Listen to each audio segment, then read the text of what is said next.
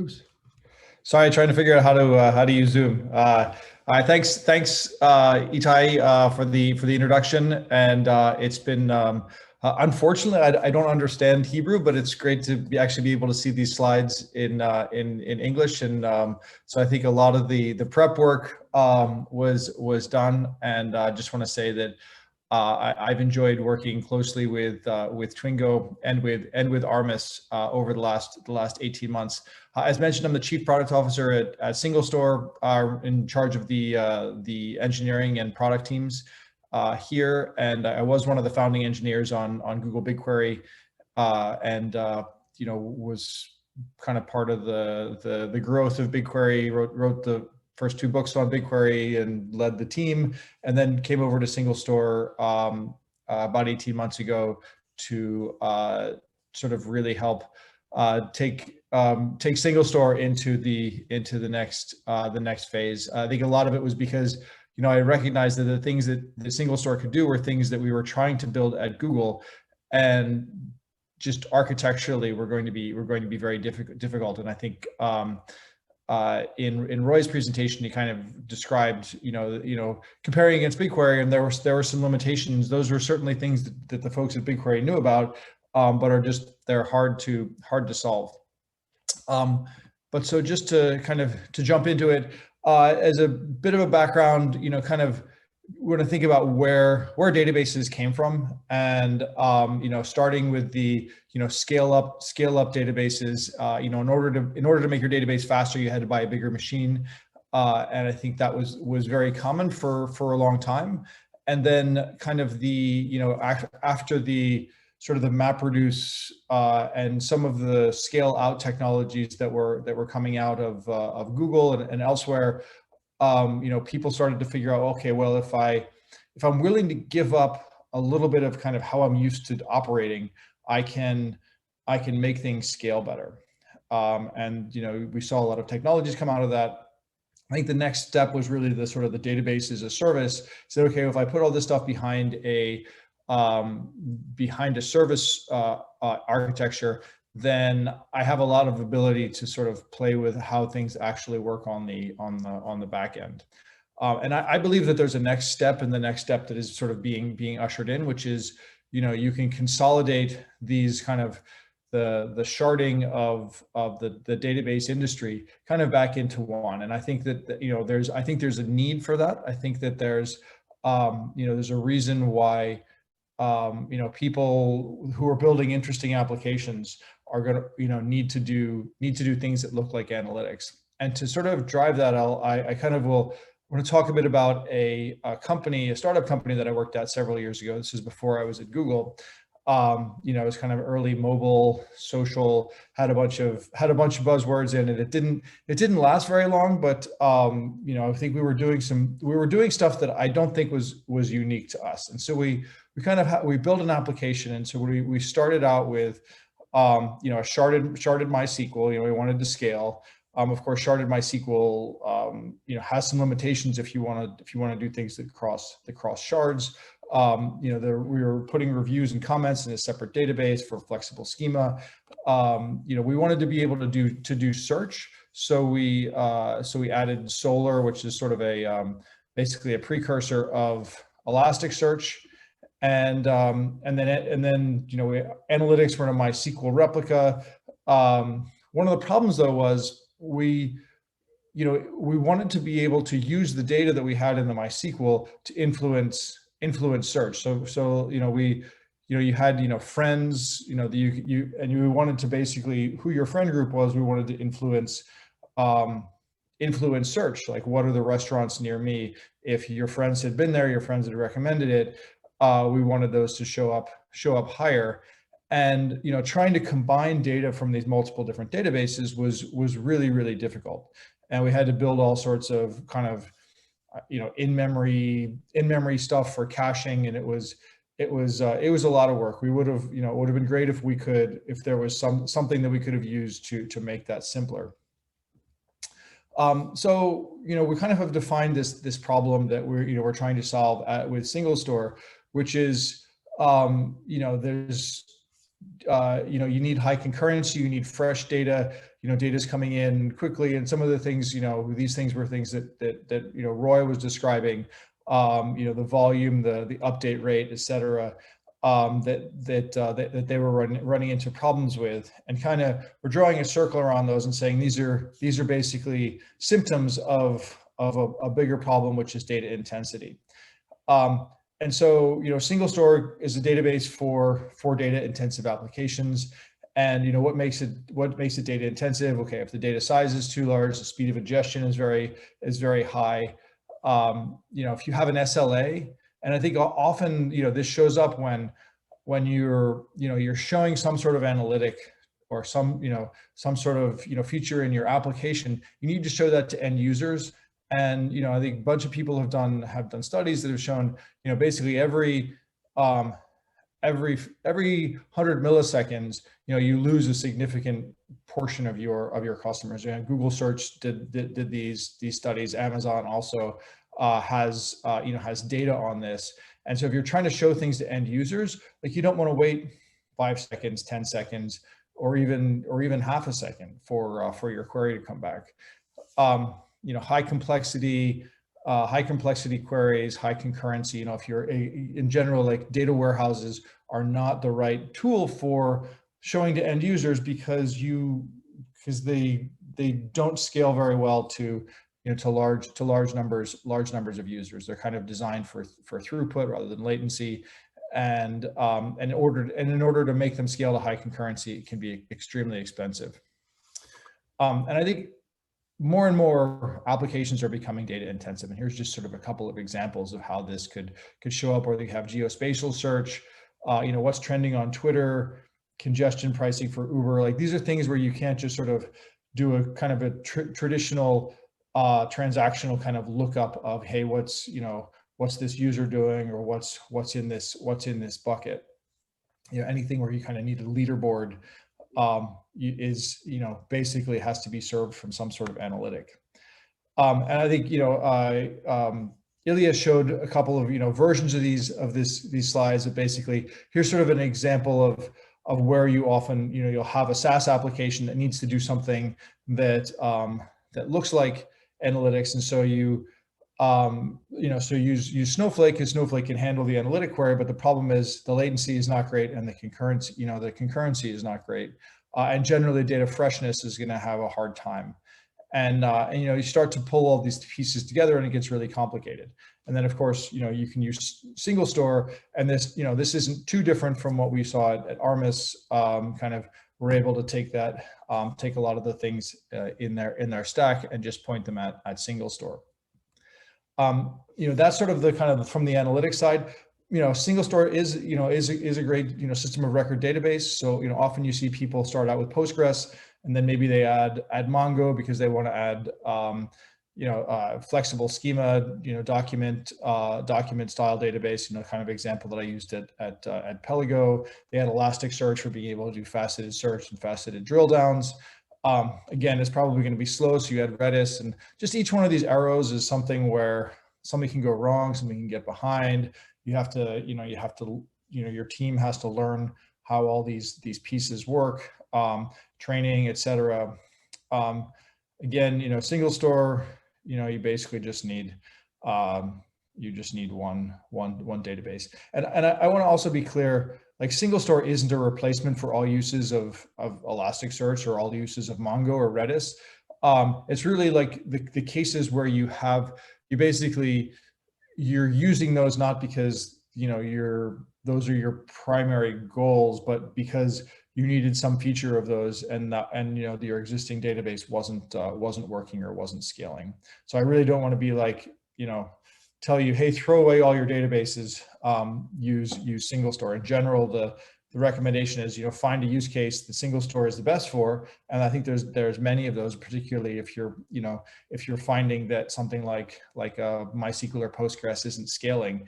And you can use SingleStore, and then you can find, and I think people often find over time that more and more workloads, more and more use cases get pulled in. So SingleStore can help. We have relational, geospatial, full text search, JSON, so you can do semi-structured data. We do see kind of the workloads coming from they come either from the transactional side, where you want you have primary transactions, but you want to do things that sort of look like a little bit like analytics, or they come from the analytics side, where you just need low latency dashboards, or you need real-time analytics. And so, SingleStore runs, as Armis, found they want to run both on-prem and as a managed service. So, we have a great database as a service. You just go to the SingleStore website, you say spin up a SingleStore cluster. You have a cluster, you want a larger cluster. You just basically you can increase the size. You want to pause it when you're not using it. That's, you can do that. So you don't continue to pay while it's paused. We also have a hybrid option, which can connect to our control plane. We can run in Kubernetes or on bare metal. So, we have customers that are, running thousands of SingleStore clusters, and that's difficult to manage unless you have some sort of container system like Kubernetes. And so kind of what makes SingleStore work so well? I'm a little bit biased here because, on BigQuery, I kind of was responsible for the BigQuery storage system. And so I tend to look at everything through the eyes of storage. But I think we have a great database query optimizer, great query processing, but I think the storage system is really kind of what makes SingleStore be able to do things that other databases can't. So kind of want to look under the hood and like, why does SingleStore work so well? And kind of just to take a step back is like, there's been, huge improvements in hardware underlying, that can underlie databases, but, most databases haven't really been changed to take advantage of those. And actually, Michael Stonebreaker, this is 15 years ago, said, hey, we need to rewrite our databases to take advantage of this new hardware. And, in general, databases weren't rewritten. They just sort of like kind of pushed harder. But, the key things are, disk seeks used to be incredibly expensive. But when you move to SSDs, you can be up to like 200 times faster. And memory sizes are getting much, much larger. And so if you can move things into memory, then you have much, much better performance. So SingleStore takes advantage of this. So to start out with, we built an incredibly fast in-memory database. An in-memory database was a row store. Row store is generally great for transactions. And it was distributed, so we synchronously replicate to multiple machines, so that if one of them fails, then the other one can can pick up partitions.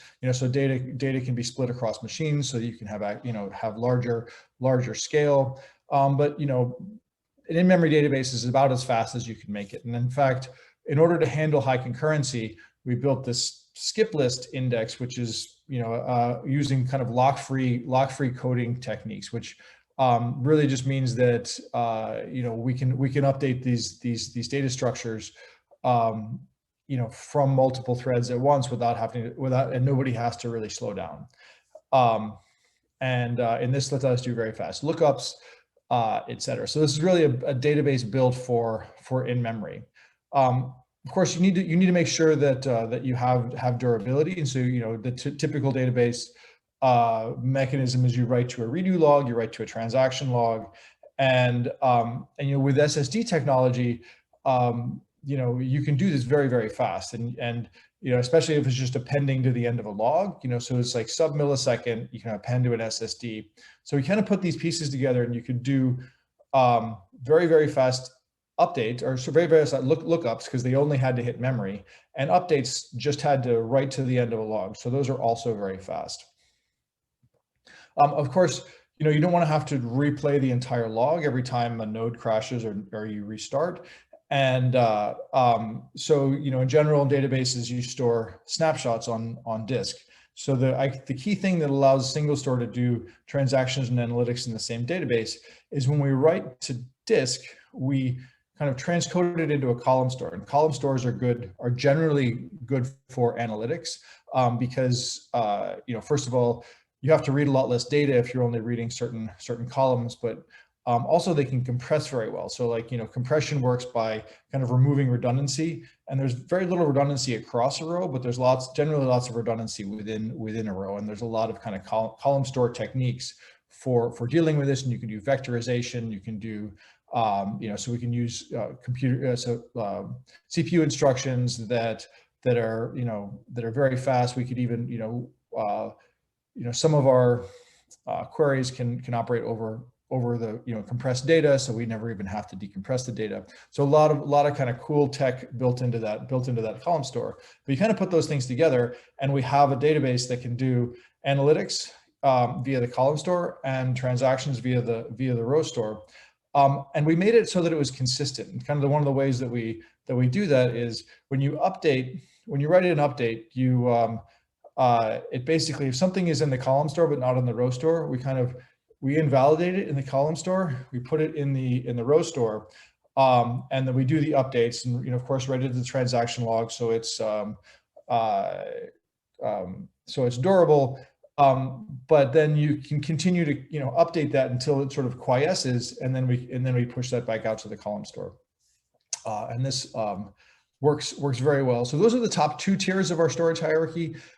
Recently we added a third tier, which writes to object storage, which is either S3, Google Cloud Storage, or Ceph, Cohesity, NetApp, etc.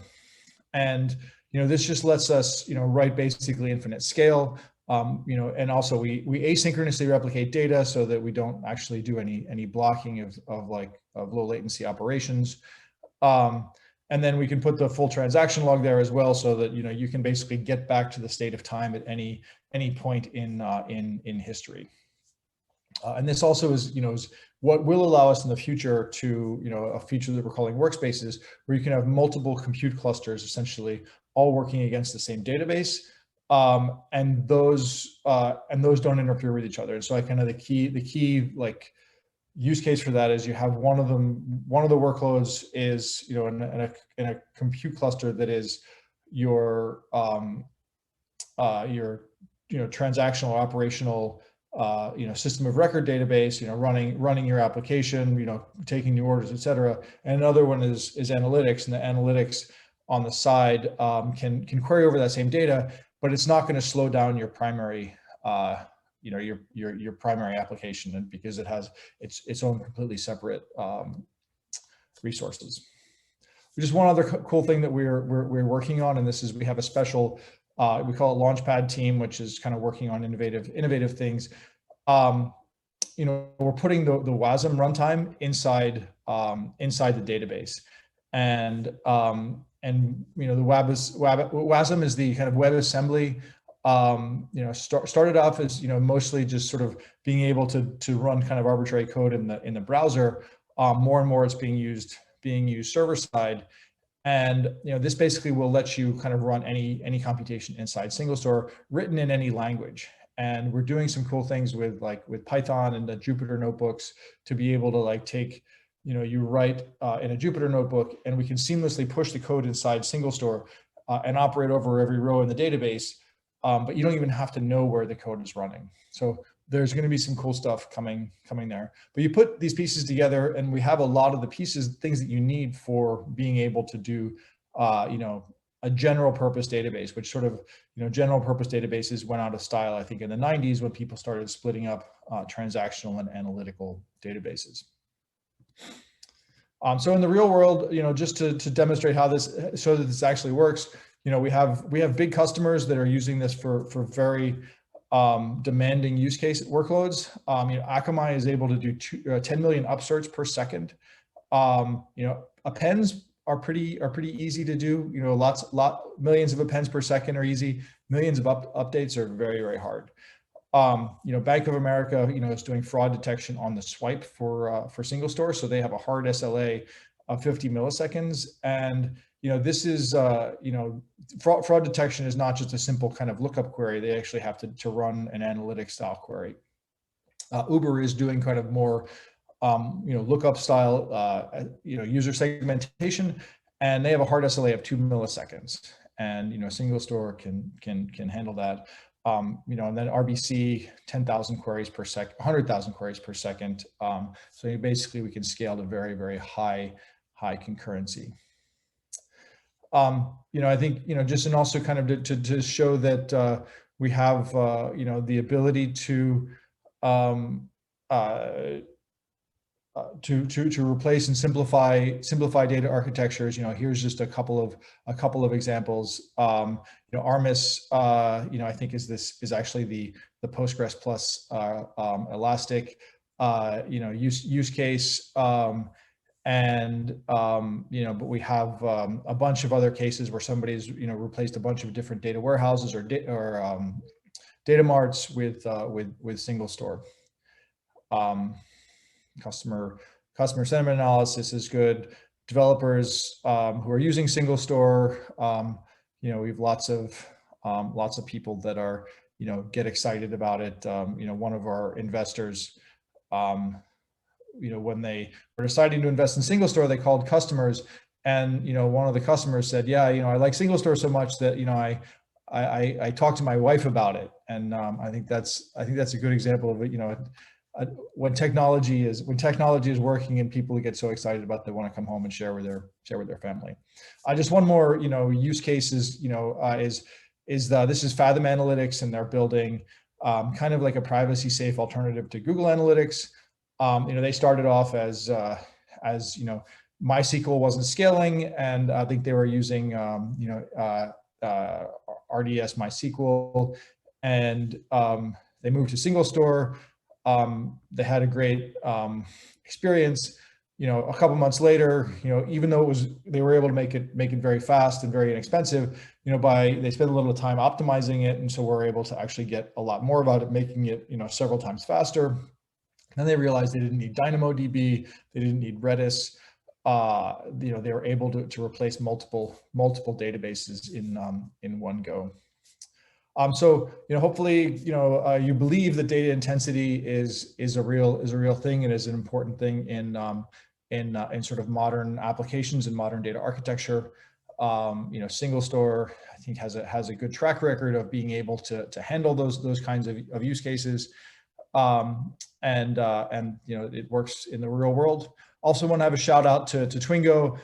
They're absolutely fantastic partners to us, and the market in Israel has been very welcoming and to us, and there's a lot of great startups and a lot of great companies in Israel, and we're very thankful for that business. The folks at Twingo really know SingleStore, so if they say do it this way, then I would listen to them. And they're also great design partners for new features. We just had a meeting with Golan and Ilya a couple of weeks ago, where they said, hey, this thing you guys are doing is totally wrong, and they're like, yeah, you're right, we should do this, we should do it this way. And so that feedback that they have has been invaluable. And they also introduced us to key customers like Armis, who have been, it's really been great to see the growth of their business and their workloads.